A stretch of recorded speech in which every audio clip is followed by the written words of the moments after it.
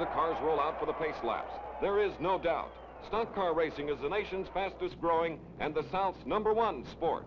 59,000 fans are at the 1963 World 600. It is easily the largest sports crowd ever assembled in North Carolina. The day is partially overcast, the temperature 80 degrees. Perfect for fan comfort and perfect for speed. The packed grandstand teems with tension, and it's as divided as there are different makes of automobiles in the field. Chevrolet fans keep their fingers crossed for Wildman Jr. Johnson in the white #3. Will he go, then blow?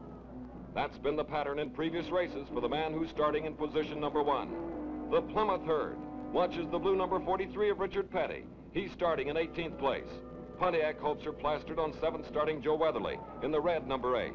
Dodge fans are supporting David Pearson in the white #6. And Mercury backers are counting on Darrell Derringer, #26. But the Carolinas is good Ford country, where the word fastback is replacing the word fatback in breakfast table conversation. Fair-haired boy of this flock is Fred Lorenzen in the Holman Moody prepared white #28. He'll start alongside Johnson on the front row. Choice starting spots are crammed with Fords. In the second row are Marvin Panch, #21, and Fireball Roberts, #22. As the cars come off the fourth turn, 59,000 fans rise to their feet, and 90,000 tons of machinery roar toward the green flag.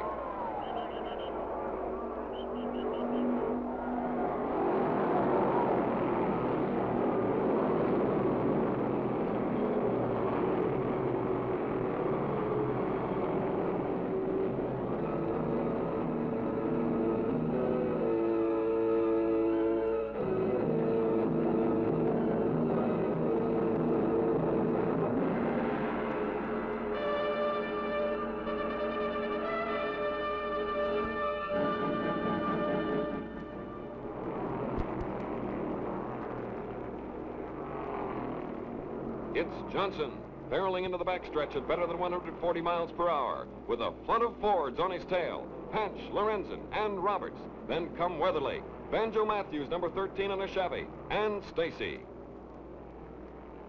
Johnson promised he'd run as fast as necessary to lead. And brother, talk about delivering. Johnson's 10-lap average speed is a fabulous 140.992 miles per hour. To go or no at the beginning? That's the question. Johnson and Panch answer by pouring it on. Lorenzen is falling back slightly, and Petty's blue Plymouth is moving up.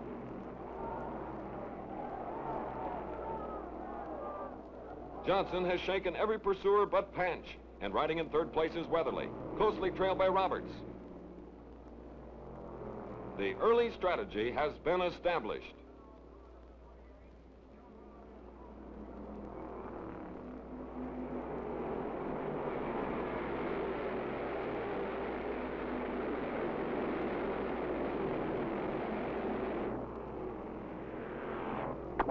Here's action on the home stretch. Buck Baker's tire blew. Larry Frank swerved to miss him, putting both cars out of control. Jim Pascal couldn't find a hole and crashed into Baker.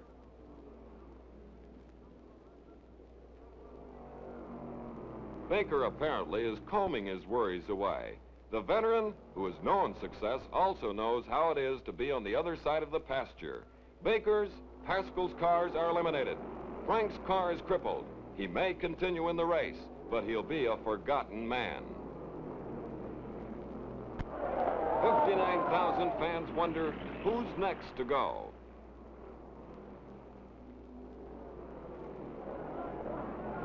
Leader Johnson is about the only man to maintain his position the next 20 laps, as he appears to be pulling a 4-car convoy of Panch, Roberts, and the rocketing Richard Petty, who has charged from 18th to 4th.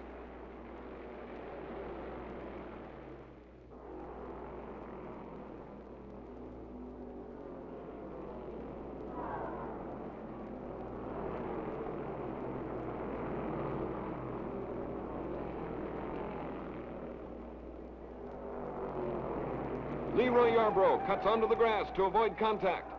Johnny Allen's car grinds against the homestretch wall. It was masterful driving by Yarbrough and Allen, but now Allen, too, is through. Allen's wreck brings out a caution flag, and the field pits for gas and a change of outside tires. 3 didn't make the first pit stop. Wrecks have KO'd a top Pontiac, a top Plymouth, and a top Ford. The fickle finger of fate is playing no favorites.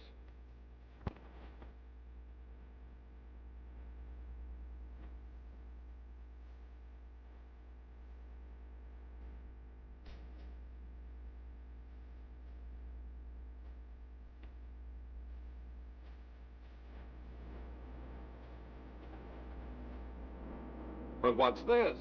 Roberts, in his purple number 22, didn't come in. It gives him the lead. But what's his strategy? Apparently he intends to go as far as he can without refueling. Another 15 laps or so, hoping this extra distance will mean he'll need one less pit stop for the entire 600 miles.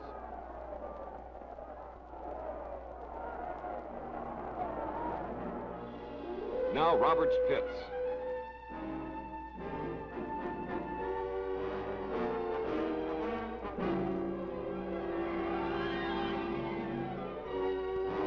And it appears his strategy failed. A stripped lug bolt during a tire change keeps him stopped too long. It puts him 2 laps back of leader Johnson and the other front runners.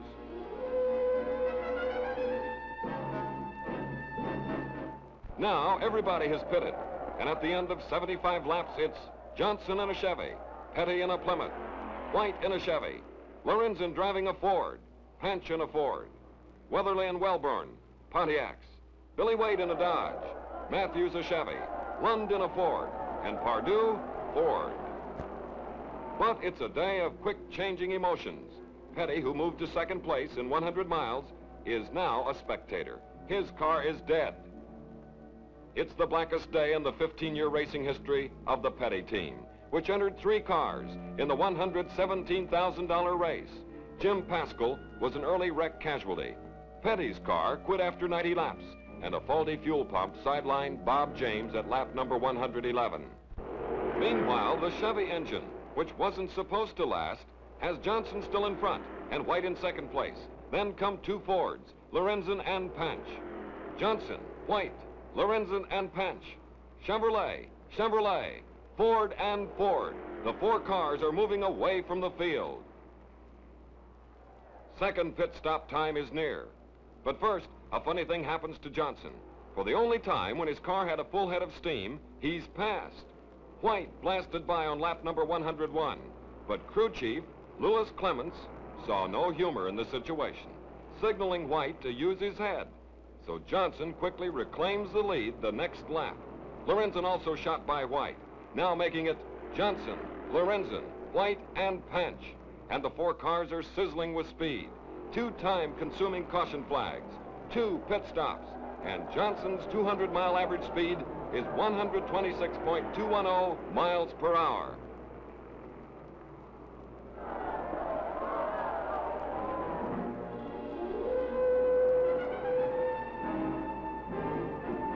Then there were 3. Mechanical difficulty puts White back into the pits, and now only Johnson, Panch, and Lorenzen are in the same lap.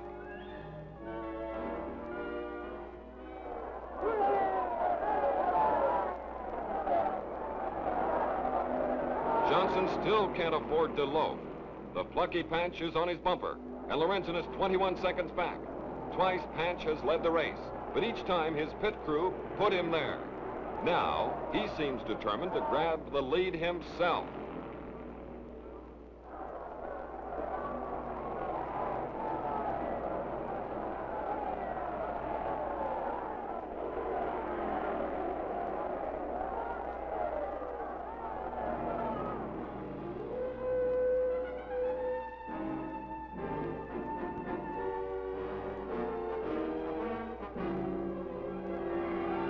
But then there were 2.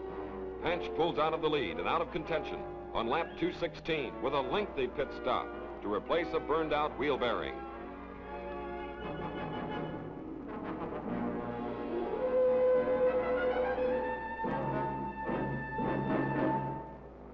Johnson was left with more than a half-lap lead on Lorenzen. Third-place White is more than 2 miles back. As they near pit stop number 4, Lorenzen appears content to tag along 20 seconds behind. Now Johnson comes in, followed by Lorenzen.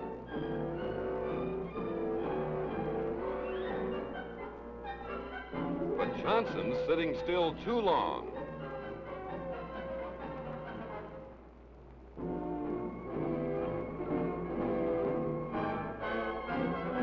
Excessive oil smokes from Lorenzen's engine, but he is back on the track. At last, Johnson is out, but he trails Lorenzen by 11 seconds, considerably less than it would have been if Lorenzen, too, hadn't made a longer than usual stop.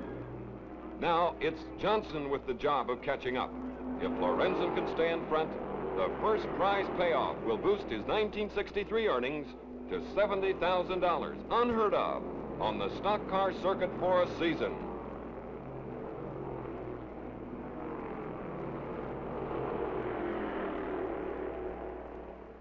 At lap 290, Johnson has cut the lead to 7 seconds. Two bachelors, the rugged-looking but soft-talking Johnson from the tiny mountain town of Klingman, and Lorenzen, the fair-skinned but loquacious big city boy from Charlotte. Both North Carolinians have one thing in common. They're Chargers. And barring unforeseen complications, it's truly going to be a duel of the swiftest the rest of the way. At lap 319, Johnson grabbed the lead, but he couldn't shake Lorenzen, who stays 1 second behind. Then into the pits. Lorenzen comes for what may be his last stop. Crew Chief Herb Knapp is ready to go to work.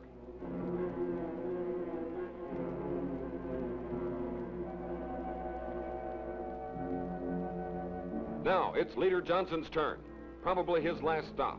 He takes on gas and changes outside rubber. Then the mountain man is off and still in the lead. Lorenzen, he lingered too long and lost valuable time, but now he's back out.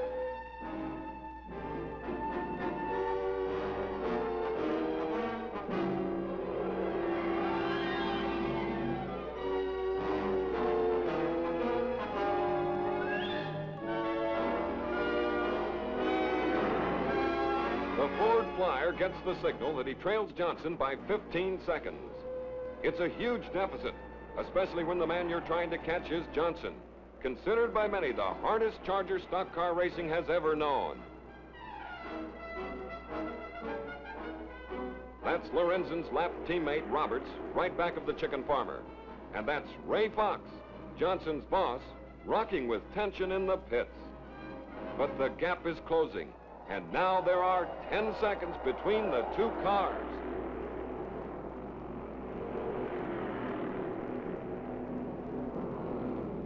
The crowd's charged. Johnson's crew feels the excitement. And out of the background comes Ford Chief John Holman. The message for Lorenzen is, go! The grandstand buzzes as Lorenzen bullets around the track at better than 142 miles per hour.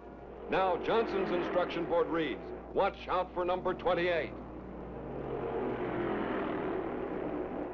Johnson gets the message, but now 15 laps remain, and the fleet Ford driven by Lorenzen trails by just 7 seconds. Only 28 miles are left in the grueling 600-mile grind. A Johnson crew member tries to soothe the runaway tension. Lorenzen is still trying to catch Johnson, and he's making more progress. The clock shows he's 5 seconds back with 10 laps to go. Will there be time? Herb Knapp chews the question over. And with 8 laps left, Lorenzen has scissored the gap to 4 seconds.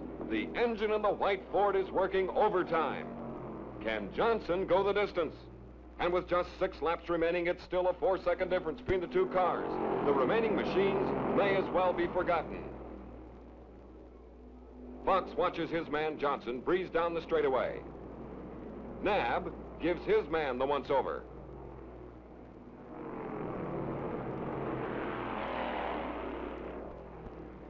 Now, all the crewmen and drivers can do is wait and hope. Anxiety bristles in Johnson's and Lorenzen's pits.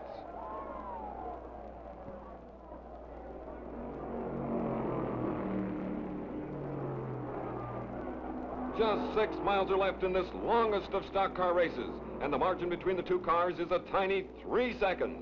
Can Lorenzen overtake Johnson? The crowd jumps up. There's smoke trailing Johnson's car. He's blowing a tire. And there were only 4 miles to go. The Ford fans are cheering because their man Lorenzen appears to be home free.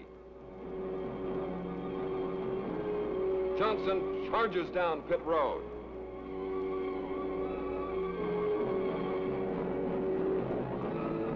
Action is furious in his pit. The tire is replaced. A minimum of gas slopped into the tank.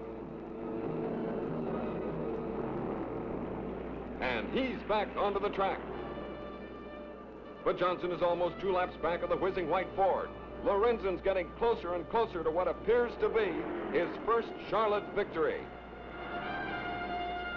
Out goes the white flag. Just 1 lap to go. But what's this? Lorenzen's coasting. Cars stream by him. He's out of gas, trying to coast the final mile. Cars continue to whistle past him. He's creeping down the home stretch. Lorenzen wins, and now he cuts across the infield apron to the golden ring. Tranquilizers, anyone? Lorenzen, his car, and the golden ring soon are swamped with jubilant Ford fans. What a finish, huh, Freddie? It's unbelievable. I run over something at 200 miles. I was going to come in and park the car. I thought I blew an engine. I put it back in gear, and it went. 3 laps to go, I started running out of gas, and the last 2 laps, I was almost out. In the last lap, I got the white flag, the engine killed, and I coasted all the way around. Now Lorenzen's out of his car, face smeared with grease and grime, and onto the hood where he's met by a big trophy and a famous little man. It's just another chapter in a success story titled Fred Lorenzen, $28,000 richer today and winner of $70,000 the first 5 months of 1963. And today, he nabbed the big one, Charlotte Motor Speedway's World 600, the longest and most lucrative of all stock car races. Sound, speed, spectacle, sensation, stars. The 4th annual World 600 had it all.